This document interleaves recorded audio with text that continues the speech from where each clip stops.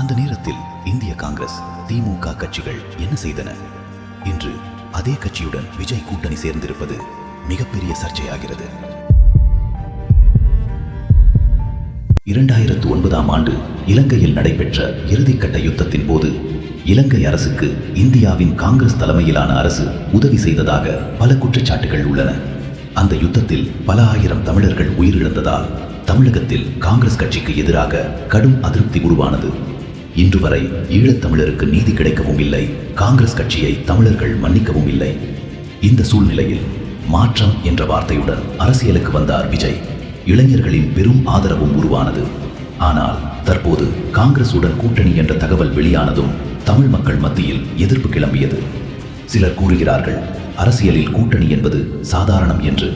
ஆனால் மற்றொரு தரப்பு கேட்கிறது, 2009ஐ மறக்க முடியுமா? ஆம், மறக்கவோ மன்னிக்கவோ முடியாது. இதையெல்லாம் மறந்து சில ஈழத்தமிழ் உறவுகளும் சில புலம்பெயர்ந்த ஈழத்தமிழரமரரும் விஜயை தலையில் வைத்துக் கொண்டாடுவது துரோகத்தின் உச்சம். தமிழ்நாடு எப்ப விடியுதோ ஈழம் அப்ப விடிஞ்சிருச்சு. தளபதி சிஎம் வந்தோட எங்களுக்கு எந்த ஒரு கவலையும் இல்லை. லட்சக்கணக்காக படுகொலை செய்யப்பட்ட தமிழர்களின் ஆன்மா இவர்களை ஒருபோதும் மன்னிக்காது. இது அரசியல் தந்திரமா அல்லது தமிழர்களின் உணர்வுகளை புறக்கணிப்பதா? விஜய் இந்த எதிர்ப்பை எப்படி சமாளிப்பார்? இது அவரது அரசியல் பயணத்தை பாதிக்குமா? உங்கள் கருத்து என்ன? அரசியலில் கடந்த காலத்தை மறந்து முன்னேற வேண்டுமா அல்லது 2009ஐ மறக்கத்தான் முடியுமா?